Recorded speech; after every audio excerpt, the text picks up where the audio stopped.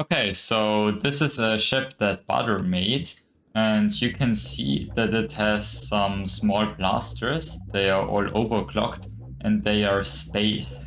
And the idea behind this ship was that you could fire those guns, and because there is so much empty space around the guns, they would have pretty fast heat dissipation.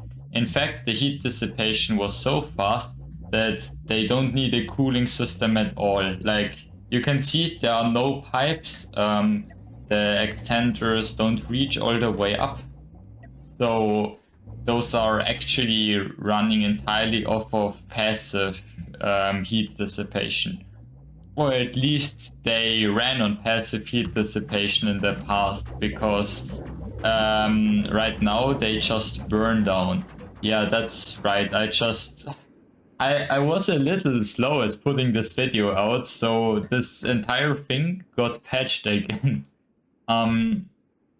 So yeah, but people like the idea of this passive heat dissipation. It just was obviously not intended. Thermal missiles were a lot weaker than intended because the dissipation was a lot higher than it should have been. So because of that, that mechanic got nerfed a bit. But as I said, a few people did like this. So we kind of got a new intended way to do this now. So yeah, I mean, just to show it again, if I auto fire this blaster, it will heat up and it will overheat. But now if I place structure actually has really high diffusion speeds now. So the blaster diffuses a lot of heat to the nearby structure. And this, you can see this blaster still starts to burn down, but it takes a lot longer to do so. And you can place more structure, and it will cool down the blaster further. In fact, I don't think this blaster is going to burn at all now. I actually don't know how far out the structure pieces actually have an impact. I think in the patch notes I saw something that it considers like tiles 2 away. But I'm not really sure, to be honest. I don't really have an idea how this works exactly, to be honest. But it's pretty neat. It means we can transfer heat from a part to structure, and structure naturally has higher dissipation rates than normal part. Even if I like surround this with corridors, they still have a pretty decent dissipation rate. Oh yeah, but this will heat up more. Huh. I guess that's not a good idea. Okay, but if I don't do that, it dissipates just fine. Yeah, interesting. I guess structure tiles also need empty space to dissipate too. Interesting. Yeah, I think I'll just do some experimentation with how this works, and then I will try to modify my old builds. So something that another person on the Discord immediately found out that this is sustaining, which is nice because this is really space efficient. The issue is if I place like a second one, like here for example, that's already pretty space inefficient. And because those tiles are now adjacent, there is less dissipation. So yeah, they heat up again. So I guess you would really have to space them out. Like this and this. But that is extremely space inefficient. I mean, you could move that in one, but then it's asymmetrical. But yeah, you would basically, yeah, you would always need one space between. So you would need 3 spaces between each blaster. And like already the ship from Butter, it had only one space between each of the blaster, and that this already was quite the concession towards like ship compactness. And if you like need like 3 spaces between all of your small blasters, like I don't think that's justifiable on larger ships. But maybe it is justifiable on smaller ships because they often tend to have less issues with surface area, kind of, maybe. Yeah, I'll do some more testing, I guess. Okay, I am using a developer tool to gain some insights. So I will just pause the game and I will apply heat to all of the singular corridors. And you can see what happens to all of them over time. So you can see something like this seems to be really bad because there are not enough connection points to the corridor so that it can dissipate all of the heat in time.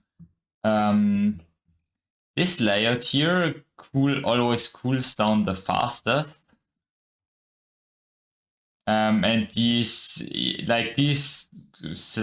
layouts where you just spam a lot of structure, they aren't really optimal. Like this one, which is really minimal with just 4 structural blocks, is doing better than like both of those.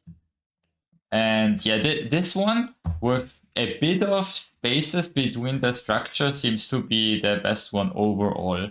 So with this idea in mind, I designed this point defense system here. And you can see the point defense, I can run it, and it does not overheat.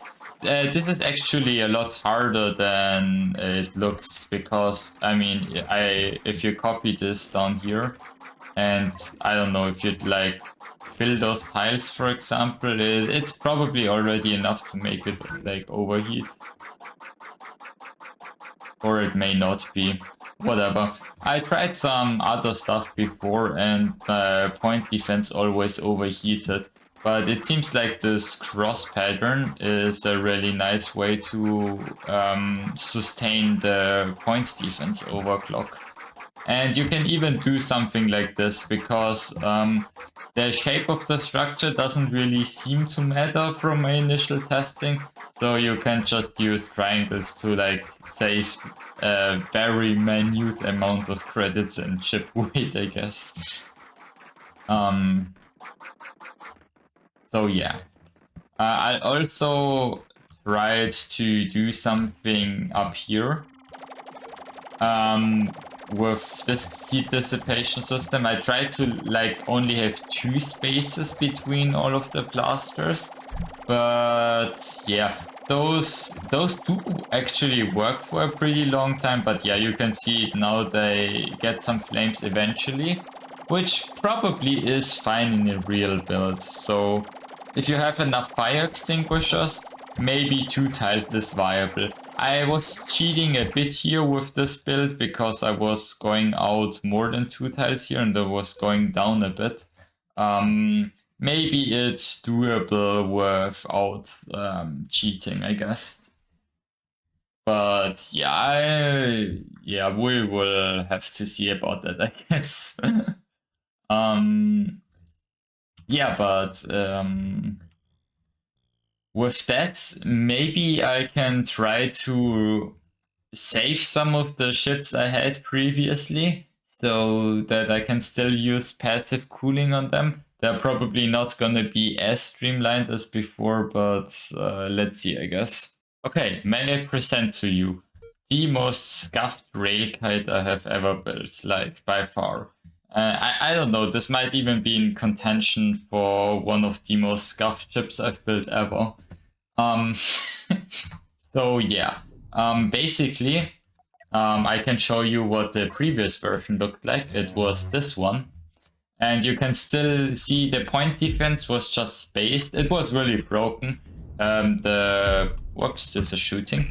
The point defense could literally just cool itself just from that in like a previous update. And the railgun could cool itself off of just that alone without all of those radiators. I added those radiators later. And no, yeah. And because of those radiators, it works now. Like you can see it overheats. But it overheats just enough so that passive dissipation can still occur, like in those spaces in between. So I like save some costs by not having to use a fourth radiator, which is really neat on the ship. But of course, we can take things a lot further. How much does this cost? Yeah, this costs 415, and this ship costs under 400k. And that even with using more structure for all of the point defense. Oh, but I think it probably has less point defense. Yeah, 26. Yeah, this has 32. Yeah, you have to space the point defense a lot more now. Like, I have spaced the point defense like this, and it will still start to catch fire if I let it run for long enough. Yeah, you can see those are catching fire. But this railgun ship only has to stop bursts of fire at a time. So point defense catching fire under, if they are if they have sustained fire, isn't too big of an issue, if I'm being honest. So I think that's totally fine. The setup I have right here. But what you are probably more interested in is the railgun. And this is something else. So I went down from 3 radiators to only 1 radiator and let passive dissipation handle the rest. And yeah, so you can see this is getting really orange. If I set this to 8x speed, it even gets some fires down, I think. Yeah, but yeah, those fires are just getting extinguished with the fire extinguisher. And you can see it empties out all of the ammo and the railgun is fine. Yeah, it's completely fine. You just need your crew to extinguish a few fires and yeah, the passive heat dissipation handles the rest. Okay, guys, check this out. I did not try this before because it just seemed stupid, but you might notice that the radiators on the railgun are completely missing. And yeah, that's not without reason. That's because, because possibly this railgun can just continuously fire without needing any radiators. And yep, that's all of the ammo on the storage is depleted. The railgun fired all of it, and the ship is still fine. I mean, well, it's fine. It's fine. Oh my god, some of those railgun blocks are missing a lot of health. That's really funny, actually. But yeah, I guess you can you can still do an overclocked railgun without using any radiators, and it just works. I am definitely going to be using this ship in PvP more. I already used this ship a lot in conjunction with my swarm, and it had really great results. This ship basically, its purpose is that it just kills slower ships which have a lot of armor, mainly spinners. I mean, you might have guessed that from the name of the ship. So yeah, this can kill railgun spinners even because of the point defense and shields. Yeah, this can kill anything that's slower than it that doesn't have shields. Yeah, because this single railgun is enough to punch through many layers of armor. And yeah, I just use a cannon swarm in combination with it, and that combo just kills a lot of things. I might make a video about that. But for now, I feel like those were some pretty good passive heat dissipation shenanigans.